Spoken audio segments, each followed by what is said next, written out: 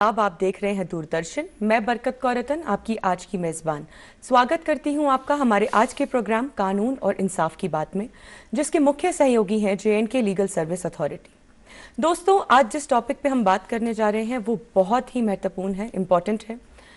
Technology और online platform का क्या रोल है कॉमन लोगों तक लीगल हेल्प पहुंचाना और जस्टिस को कैसे ईजिली अवेलेबल करना। इसी टॉपिक पे बातचीत करने के लिए आज हमारे स्टूडियो में बहुत ही खास मेहमान मौजूद हैं। रिस्पेक्टेड जज मुदस्सिर फारूक साहब, जो कि सेक्रेटरी रलसा हैं पुलवामा के। सर, आपका बहुत बहुत स्वागत है हमारे आज के प्रोग्राम में। बहुत बहुत शुक्रिया। अपना कीमती समय देने के लिए बहुत बहुत शुक्रिया।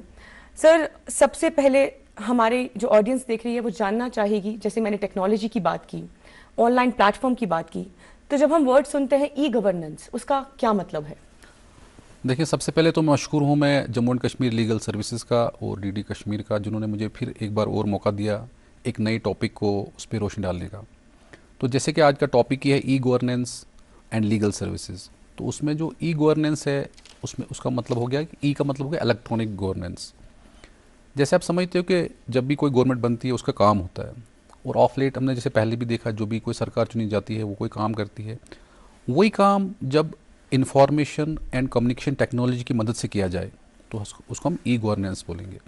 जिसके लिए जैसे कोई भी जो अगर गवर्नमेंट की सर्विसेज फराहम करनी होंगी तो वो इंटरनेट के ज़रिए या टेक्नोलॉजी के ज़रिए, कम्युनिकेशन के ज़रिए, या कोई भी अगर हमने एक्सचेंज करनी होगी इन्फॉर्मेशन या कोई भी स्ट्रीमलाइन करनी होगी, ट्रांसैक्शन करनी होगी, तो जब ये सारा काम इंफॉर्मेशन और टेक्नोलॉजी के ज़रिए हो जाएगा तो उसको हम ई गवर्नेंस बोलेंगे।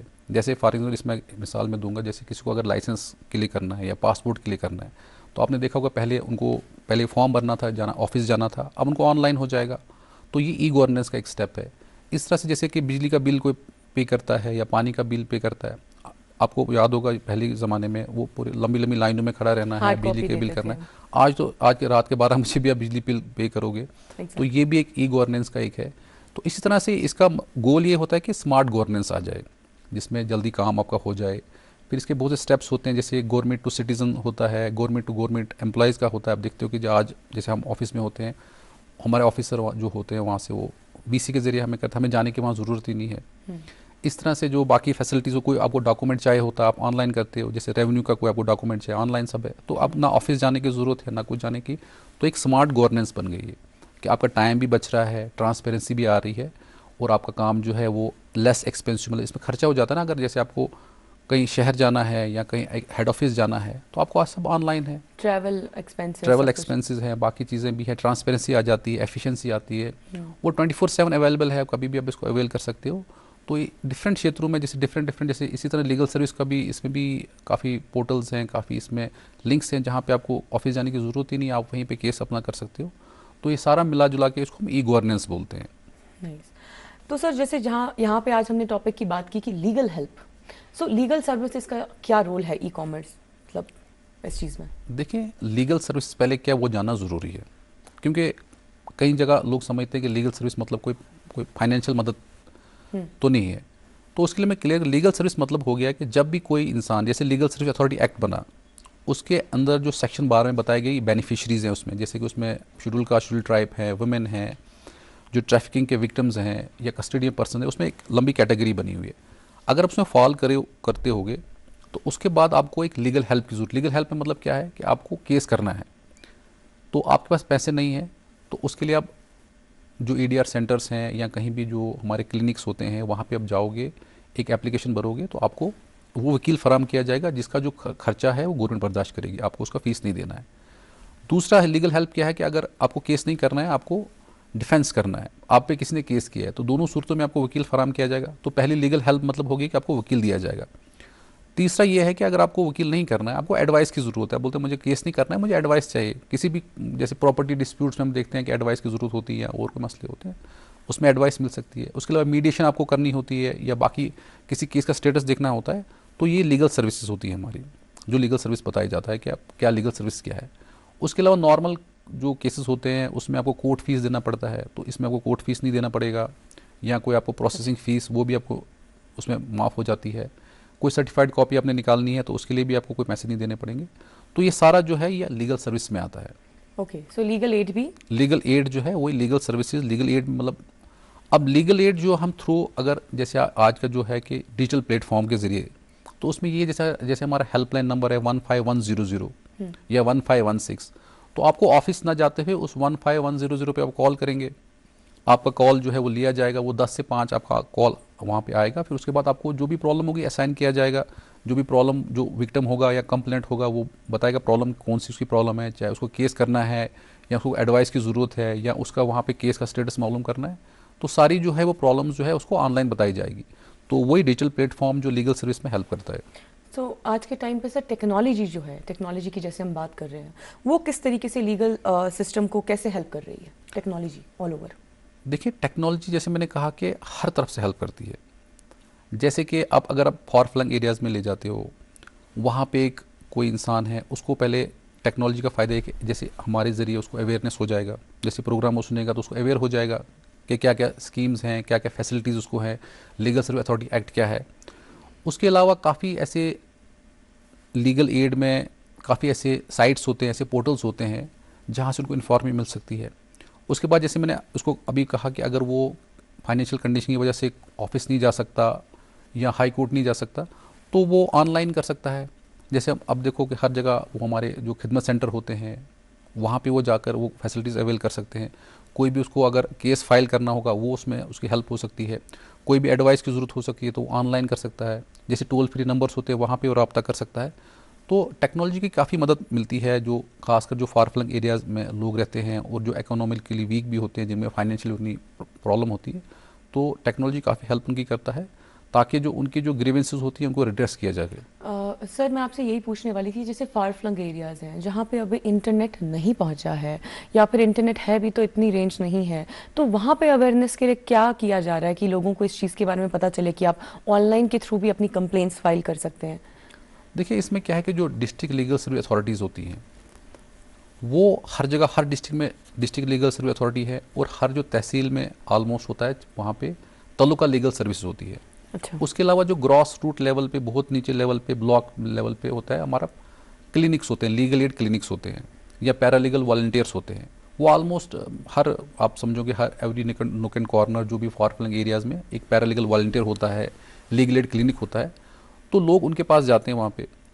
तो वहाँ पे जैसे जैसे मैंने कहा खिदमत सेंटर होगा वहाँ पे, तो वहाँ पे इंटरनेट की फैसिलिटीज़ होती है। ऑलमोस्ट आज हर तहसील में खिदमत सेंटर होता है, तो वहाँ वो जाकर वो अपनी जो भी प्रॉब्लम्स हो सकती हैं वहाँ पे उसको कर सकते हैं, खिदमत सेंटर में कर सकते हैं, जो कॉमन सर्विस सेंटर भी उसको कहते हैं। तो वहाँ पे तकरीबन हर जगह पे वो ऑलमोस्ट हर जगह पे होता है वहाँ पे। तो वहाँ पे आपको जो भी प्रॉब्लम्स होती हैं वो आप उसका अवेल कर सकते हैं वहाँ पे। तो अगर सर मैं इन प्लेटफॉर्म्स की बात करूं तो ये हर कॉमन इंसान के लिए बेनिफिशियल है? हर कॉमन इंसान इसमें इसकी कैटेगरी में फॉल करता है?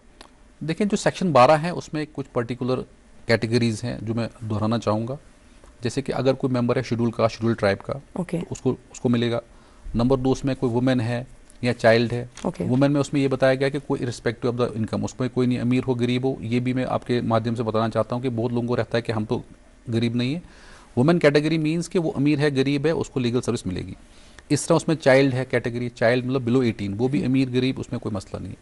इस तरह से जो है विक्टिम्स ऑफ ट्रैफिकिंग है, बैगर्स है, इनको मिलता है। जो विक्टिम्स ऑफ ह्यूमन ट्रैफिकिंग होता है, जैसे जो इंसान की तस्करी वगैरह होती है, उनको लीगल सर्विस मिलती है, बैगर्स को मिलती है। इस तरह जो विक्टिम्स होते हैं, जैसे अर्थक्विक है, फ्लड है, कहीं ड्रॉट आया होता है, इथनिक वायलेंस होता है, कास्ट एट्रोसिटीज़ होती हैं, इंडस्ट्रियल वर्कमैन होता है, उनको लीगल सर्विस मिलती है। इसी तरह से जो अगर कोई सीनियर सिटीज़न होते हैं अबो 60 जो होते हैं, वो चाहे अमीर हो गरीब हो, मैं फिर बताता हूँ जो भी इसमें कैटेगरी इसमें इरिस्पेक्टिव ऑफ द इनकम है। इस तरह कोई अगर HIV से पीड़ित है उसको मिलता है, एसिड अटैक विक्टिम वाले उनको मिलता है इसमें। और दूसरी इंपॉर्टेंट बात होती है, ये भी आपके माध्यम से बताता हूँ, जो भी कस्टडी में होता है, फॉर एग्जांपल कस्टडी बहुत किस्म की, पुलिस कस्टडी है, जुडिशियल लॉकअप है, साइकेट्रिक होम में है, जूनियल में है। जब भी इंसान कोई कस्टडी में आ जाएगा, वो चाहे अमीर हो या गरीब हो, उसको लीगल सर्विसेज वो वहाँ डिमांड कर सकता है पुलिस लॉकअप में कि मुझे रिप्रेजेंटेशन दी जाए। अच्छा, अगर कोई कस्टडी में है तो वो भी डिमांड कर हाँ सकता है? वो कर सकता है। और ना सिर्फ ये कि इसमें है कि प्री अरेस्ट भी है, अभी वो अरेस्ट हुआ भी नहीं है, उसको खदशा है कि मुझे, वो बोल सकता है कि मेरी लीगल रिप्रेजेंटेशन कहाँ है, क्योंकि उसी लिए एक्ट बना हुआ है। जो लीगल सर्विसेज है वो प्री अरेस्ट, फिर अरेस्ट, इवन के अपील तक वो आपको सबको मिलेगी। अच्छा। अभी आप अरेस्ट होने वाले हैं तो वो भी मैं लोगों को हम अवेयर करते हैं इन प्रोग्रामों के जरिए, उनको पता होना चाहिए कि अगर आप अभी अरेस्ट होने वाले, आपको लगता है कि भाई ऐसा कुछ एप्रीहेंशन है, तब भी आप लीगल आपको मिलेगा, क्योंकि इसमें प्री अरेस्ट भी है, at the time of remand भी हमारा रिप्रेजेंटेटिव वहाँ पे होता है, और जब वहाँ पे कन्विक्शन एक्विटल होता है फिर अपील के टाइम भी होता है। तो ये सारी कैटेगरी जिसमें आपको कहा, तो ये सारे, और उसके बाद जो लो इनकम वाले हैं जिनकी इनकम जैसे 3 लाख से कम है सालाना, तो वो भी आते हैं इस कैटेगरी में आते हैं। ये जो सेक्शन 12 में बेनिफिशियरी बताएं, इनको लीगल सर्विस मिलती है। वो जो मैंने कहा आपको, जैसे उनको 3 लाख से कम जिसकी इनकम है, 3 लाख सालाना, सालाना, ठीक है, तो उनको लीगल एड मिलती है। लीगल एड मतलब वही है कि उनको फ्री वकील मिलेगा, उनको कुछ करने की ज़रूरत नहीं, मतलब कोई फीस, उसका जो फीस है वो गवर्नमेंट बर्दाश्त करती है।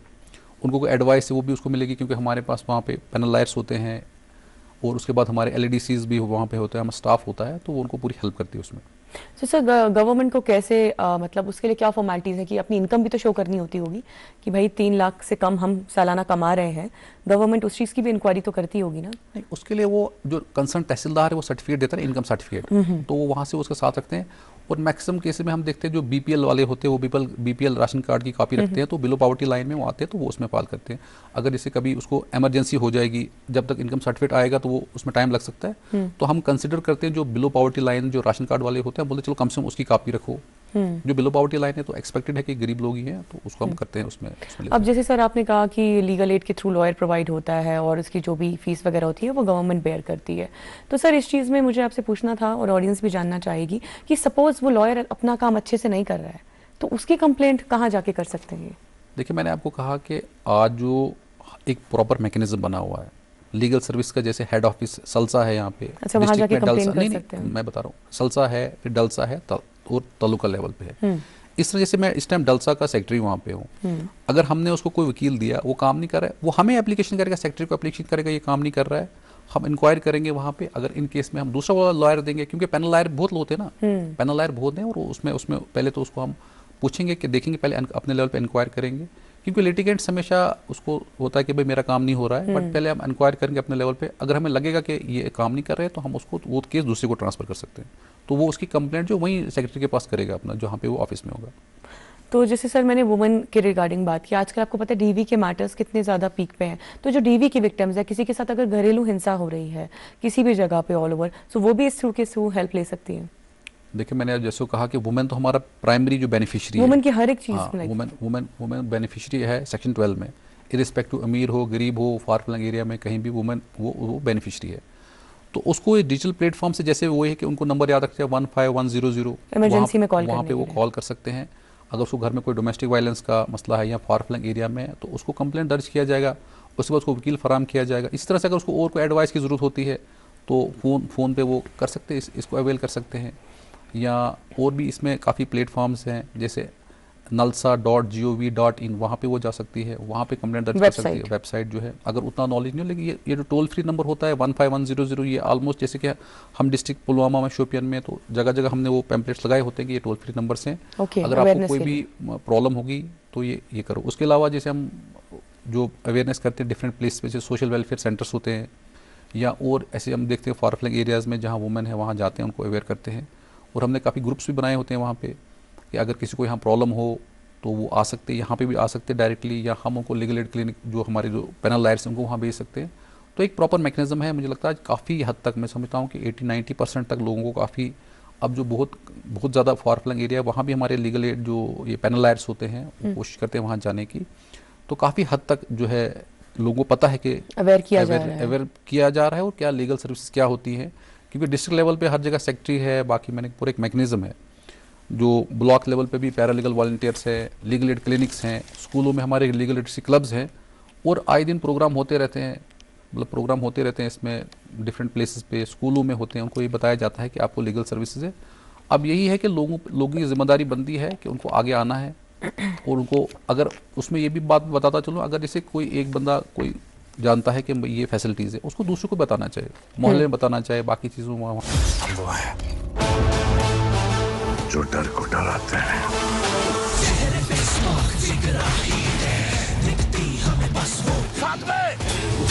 माउंटेन ड्यू, डर के आगे। जब थ्रिल टू मच हो तो हिम्मत कम क्यों। माउंटेन ड्यू, अब 20 में 400 ml। Gold standard with Amul Gold. बनाओ गोल्ड स्टैंडर्ड वाला मिल्क केक और just enjoy a glass full. Blend करो स्ट्रॉबेरी का milk shake, make it gold standard with Amul gold. घी में लाओ गोल्ड salt and richness और दही में पूरी प्योरिटी। चाय बनाओ या coffee, make it gold standard with Amul Gold। शाही पनीर या स्मूदीज, रिच खीर या हो दाल makhani, make it gold standard with Amul Gold। Amul दूध पीता है इंडिया। वहाँ पे बताना चाहे तो उनकी हेल्प करनी चाहिए। तो लोगों से हम ये अपील करते हैं कि जो जो प्रोग्राम सुनता है उसको दूसरों को बताना चाहिए। अगर कभी कोई मुसीबत में हो तो मैं ये कहना चाहूँगा जो लीगल सर्विसेज हर चीज़ का समाधान है। ये मैसेज आप प्लीज एक बार कैमरा में देखिए ऑडियंस को बोलिए। मैं ये बताना चाहता हूँ कि मतलब जो लीगल सर्विस कोई भी जो खासकर जो मैंने अभी कैटेगरीज बताए उनको अगर कोई भी किसी की भी किस्म का, क्योंकि लीगल सर्विस में इसका एम्बिट बहुत ज़्यादा है। आपका राशन कार्ड नहीं बन रहा है, आपको इनकम सर्टिफिकेट नहीं हो रही है, आपकी डोमिसाइल नहीं बन रहा है, आपको कोई इलाज नहीं हो रहा है, आपको पुलिस में एफआईआर दर्ज नहीं हो रहा है, हर चीज़ का समाधान जो है लीगल सर्विस में है। क्योंकि वो उस ऑफिसर को बुला के पूछेगी कि जैसे प्री लिटिगेशन हम केस करते हैं कि उसको पूछेगी कि क्यों आपका इसमें नहीं हो गया, या अगर ये सब इसकी फॉर्मेलिटीज़ पूरी थी तो इसका क्यों नहीं हुआ। तो लीगल सर्विस हमेशा मैं ये बताता हूँ हर एक को इन प्रोग्रामों के ज़रिए भी और जहाँ भी हम प्रोग्राम करते हैं कि हर चीज़ का समाधान जो आपको लीगल सर्विस में है। जो भी इस कैटेगरी में लोग आते हैं या जनरल पब्लिक भी आती है, अगर उनको किसी भी किस्म की कोई प्रॉब्लम आती है एडमिनिस्ट्रेशन के साथ, क्योंकि ये लीगल सर्विस एक काइंड ऑफ ब्रिज होता है। ये उनको जो वहाँ एडमिनिस्ट्रेशन में बैठे होते हैं लोग, उनसे पूछा जाता है। जैसे फॉर एग्जाम्पल आप तहसील ऑफिस में जाते हो डोमिसाइल बनने के लिए, आपका नहीं बन रहा है, तो हम उसको प्री लिटिगेशन के थ्रू कॉल कर सकते हैं कि अगर इसकी सारी फॉर्मेलिटीज पूरी है तो क्यों नहीं बन रहा है, क्योंकि वो टाइम बोर्ड मैनर में उसे बताया गया कि 30 डेज में बनना चाहिए। तो अगर वो नहीं बन पा रहा है तो वो उनके लिए समाधान डीएलएसए में जाएंगे, वहाँ एक प्री लिटिगेशन होगी और उसका वो किया जाएगा। किसी का राशन कार्ड नहीं बन रहा है या हम देखते हैं किसी को राशन जैसे गांव में नहीं मिलता है उस प्रॉपर जो उसको मिलना चाहिए, तो वो भी एक प्री लिटिगेशन कर सकता है। तो हर चीज़ का समाधान जो उसको या इलाज उसका नहीं हो रहा है, जैसे मुफ्त दवाइयाँ होती है, अगर वहाँ पे नहीं आ रहे तो वो कर सकता है, हमारे पास रुजू कर सकता है। हम अपना पैरालीगल वॉलंटियर वहाँ भेजेंगे कि क्यों इसका नहीं हो रहा है, अगर ये फाल करता है यहाँ पे इसको, तो वहाँ से जवाब लेंगे उसका। तो मैं ये बताना चाहता हूँ आपके माध्यम से कि हर चीज़ का समाधान जो खासकर जो भी रूरल एरियाज़ में या सिटीज़ में कहीं पे भी है, वो कोर्ट या कंज्यूमर फोरम जाने से पहले अगर डीएलएसए में जाएगा तो उसका मुझे लगता है जल्दी उसका अजाला किया जाएगा। सर इसके साथ साथ आप देख रहे हैं आजकल स्पेशली यंगस्टर्स में, सर मुझे आपसे पूछना था और ऑडियंस भी जानना चाहेगी, स्पेशली यंगस्टर्स, आप देखते हैं आजकल सोशल मीडिया का बहुत ज़्यादा यूज़ हो रहा है, तो साइबर अवेयरनेस जो है वो कितनी इम्पोर्टेंट है? देखो साइबर अवेयरनेस तो बहुत इंपॉर्टेंट है आजकल। अब देखो मैसेज में भी अगर हम रिंगटोन में भी वो बताते हैं कि भाई अगर आपको कोई फ़ोन आता है, जैसे हम देखते हैं गांव में मैक्सिमम फ़ोन आते रहते हैं कि आपको जी इतने लाख आ गए हैं आपके अकाउंट में, लेकिन आप फिलहाल 20,000 जमा करो, तो वो भी अब बोलते हैं कि ये फ्रॉड है, ऐसा नहीं। या वहाँ भी बताया जाता है कि अगर आपको बैंक वाले कभी आपको पिन कोड वगैरह ये मांगते नहीं है, तो लोग काफ़ी अवेयरनेस लोगों को किया जाता है। या उनको ऐसी स्कीमें लोग जो फ्रॉडस्टर है वो उसमें बताते हैं कि भाई किसी को भी अपना पिन मत दो, बाकी चीज़ें मत दो। तो अवेयरनेस हर डिपार्टमेंट अपने हिसाब से करता है, और हम भी लोगों को ये अवेयर करते हैं कि आपको इन जो साइबर क्राइम में अगर आपको जैसे कोई बोलेगा कि आपका बेटा अरेस्ट हो गया है, मैं पुलिस स्टेशन से बोल रहा हूँ या मैं जज बोल रहा हूँ, तो मेरे अकाउंट में इतना पैसा ट्रांसफर करो। इवन वीडियो कॉल्स आएंगे, तो आपको क्योंकि कोई भी जज या कोई भी पुलिस ऑफिसर आपको वीडियो कॉल नहीं करेगा कि आपका जी ये है, अनलेस को आपको नोटिस आएगा। और पहले इंक्वायर करना है, पैनिक नहीं होना है, पहले आपको इंक्वायर करना है, और सबसे पहले आपको लीगल सर्विस की हेल्प लेनी है, क्योंकि लीगल सर्विस आपकी ग्रास रूट लेवल पे है, उनसे हेल्प लेनी है। और इसी वजह से जो ये फ्रॉड्स हैं इससे बचा जा सकता है। लोग उस टाइम पैनिक हो जाते हैं, वो उनको इतना प्रेशर करते हैं कि अभी करो 1 घंटे में, तो ये तो कॉमन सेंस की बात है, 1 घंटे में क्या हो जाता है। अगर किसी को अरेस्ट भी किया, बोला ठीक है कोई बात नहीं, कहते हैं आपके बच्चे को मार देंगे, कुछ ऐसा कर देंगे, तो वो जो भी ये सारे फ्रॉड कॉल्स होते हैं इस पर भरोसा नहीं करना चाहिए। और जो लिंक्स है वो उनको भी ध्यान से आपको इस्तेमाल करना चाहिए, और किसको अपने पिन कोड वगैरह नहीं देने चाहिए। काफी लोगों के लाखों रुपए हमने देखे हैं कि इसमें चले गए हैं साइबर फ्रॉड। जी, क्योंकि वो उसमें उनका भी योगदान रहता है ना, या तो वो कोई ऐसी साइट को छेड़ते हैं, उसमें क्लिक करते हैं, या उनको यहीं से इन्फॉर्मेशन देते हैं। तो जब भी आपको लगता है कि कोई ऐसा अननोन नंबर है या कोई ऐसा मुझे कुछ पैसे मांग रहा है, और अब रिसेंटली तो हमने देखा अभी तो जजेस के नाम पे भी वो उन्हें डीपीज रखी होती है, फेक उनके वो बनते हैं, या बड़े बड़े पुलिस ऑफिसर उनको मांगने शुरू हो जाते हैं कि मैं जी ये बोल रहा हूँ, मैसेज करते हैं। तो कोई क्यों पैसे मांगेगा आपसे, वो तो डायरेक्ट मांग सकता है। तो ऐसा नहीं करना है कि आपको कोई जज या कोई पुलिस ऑफिसर या कोई आपके नोन में बड़ा वो ऑफिसर आपको बोल रहा है 10,000 डालो, तो आप फटाफट बोलोगे जी मेरा, वो पहले इंक्वायर करना है कि ये वाकई वही बंदा है, कोई फेक अकाउंट तो नहीं है। तो इंसान को हर तरफ से अवेयर रहना है। तो उस पर बहुत से अवेयरनेस, जैसे मैंने कहा, प्रोग्राम्स होते रहते हैं, जैसे साइबर सिक्योरिटी वाले भी प्रोग्राम करते रहते हैं, डीएलएसए वाले भी प्रोग्राम करते रहते हैं।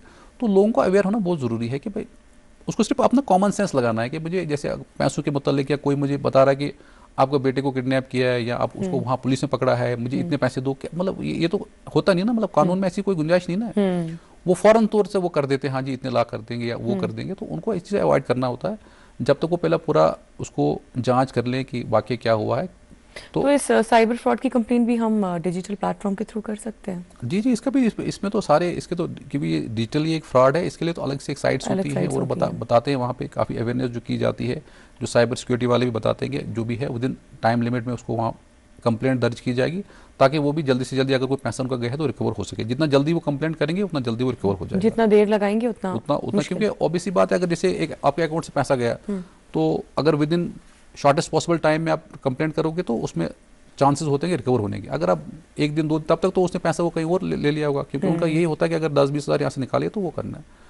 और फ्रॉडस्टर जो है वो यही नहीं रुकेंगे, वो अब जैसे उनको जैसे इस चीज़ का अवेयर हो रहा है वो कोई नई चीज़ देखेंगे। अगर उनको लगता है कि अगर ये हमारा हर बार ठीक नहीं हो रहा है, या ये जो जैसे मैंने आपको कहा कि वो किसको फ़ोन करके बोलते हैं कि हाँ जी आपके 1 करोड़ आपने लॉटरी में जीता है, लेकिन अब यहाँ इनकम यहाँ फंसा हुआ, आपको 10,000 देने हैं, 20,000 देने हैं। अब जब लोगों को ये अवेयर हो जाएगा वो कुछ और चीज़ देखेंगे। तो जब भी आपको लगता है कोई आपको पैसे मांग रहा है, आपको पहले जांच करनी है कि ये पैसा जो है क्यों मांग रहा है, क्या चीज़ है, उसको टाइम लेना है। बाकी क्योंकि हमेशा ये दिमाग रखना है कि कोई फ्रॉड कर रहा होगा, क्योंकि कोई क्यों आपको 1 करोड़ रुपये देगा। आप जैसे ये इतना आपको लालच देते हैं तो आपको इसमें इंडल्ज करते हैं। या इसी तरह से जैसे डिजिटल अरेस्ट जो बताया गया है, बताते हैं आपके बच्चे को गिरफ्तार किया है, यहाँ ये करो वो करो ये करो, तो थोड़ा सा आपको उस टाइम पे धैर्य से काम लेना होगा, सतर्क रहने की जरूरत है।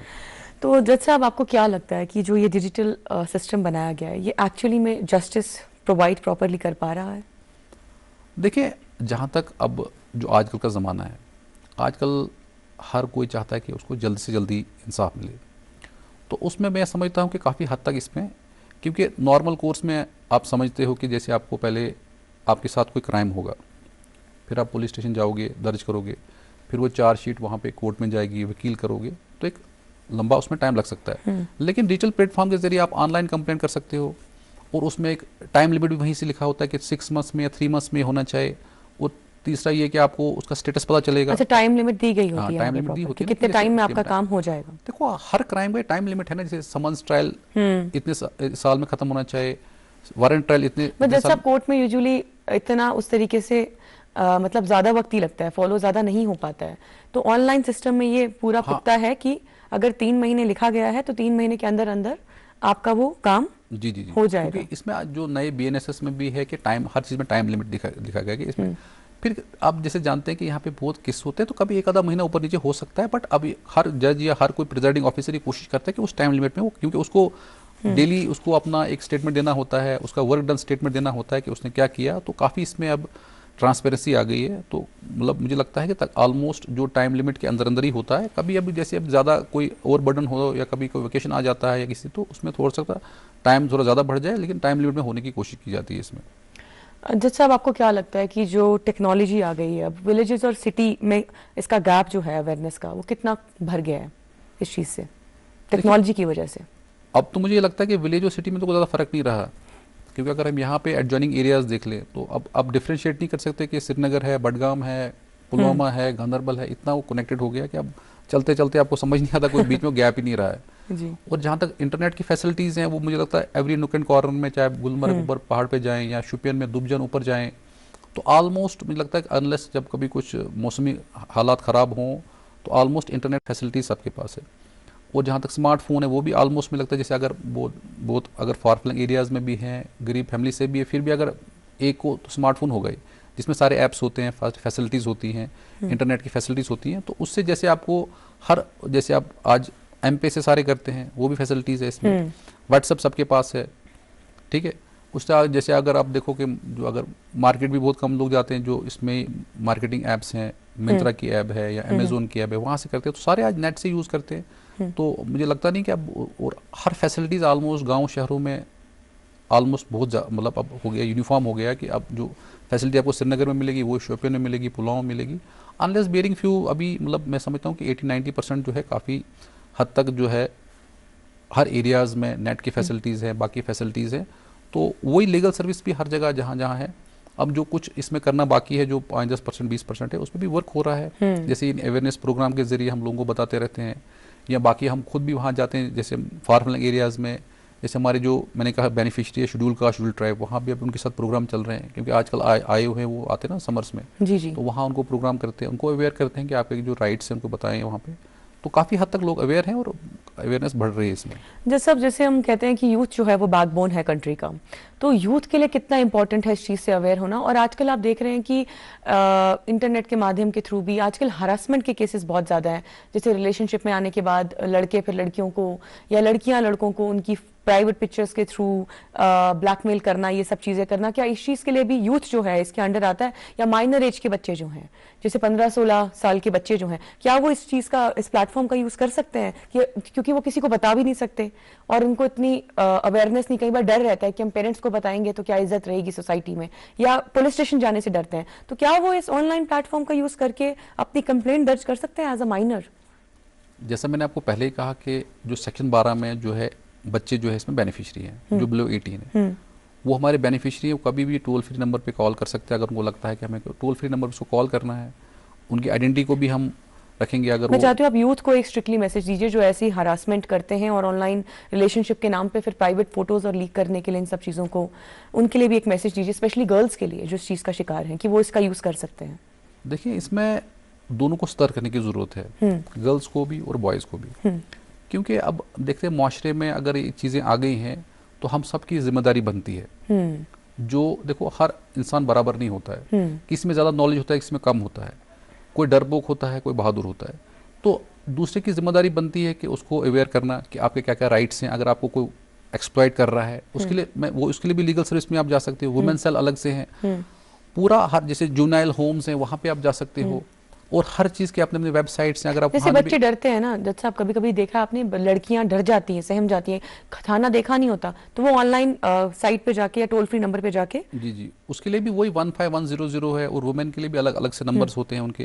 हर जैसे पुलिस ने भी वुमेन के लिए शायद 108 नंबर रखा हुआ है, वहाँ वो कॉल कर सकते हैं, उनको वहाँ थाने की जाने की जरूरत नहीं है। उनके लिए अलग वुमेन सेल होते हैं, वहाँ पे वो जा सकते हैं, वहाँ पे वुमेन ऑफिसर्स होते हैं। इस तरह जैसे हमारे डिपार्टमेंट में लीगल सर्विस में वहाँ पे अलग हमारे वुमेन लॉयर्स हैं, वहाँ पे हमारे पैरालीगल वॉलंटियर्स वुमेन हैं।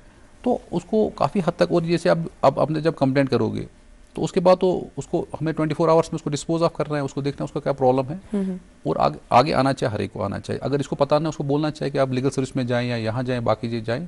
और जो लोग ऐसे करते हैं उनको भी ये हम रिक्वेस्ट करते हैं कि ऐसा नहीं करना चाहिए। अगर कोई किसी की प्राइवेट मूवमेंट है उसको आपको नहीं एक्सप्लॉइट करना चाहिए, इन छोटे छोटे हथियारों पर नहीं आना चाहिए। अगर आपको किसी के साथ नहीं है, देखो हर चीज कंसेंट से है। exactly. अगर किसी से कंसेंट नहीं होते, आप उसको ब्लैकमेल करके क्या अचीव कर लोगे? exactly. या अगर आपको किसी के अफेयर में हो या किसी को जानते हो, उसके साथ कोई अपने कोई शेयर मूवमेंट किया है, उसको आप बाद में एक्सपोज करोगे, वो भी अच्छी चीज़ है। एज ए ह्यूमन बीइंग अच्छी चीज़ नहीं है। तो लास्ट सवाल आज के लिए जज साहब, कि आपको क्या लगता है कि स्कूल और कॉलेजेस जो हैं वहाँ पे इस चीज़ की अवेयरनेस प्रोग्राम्स मतलब हो चुके हैं, होते हैं, या फिर होने चाहिए?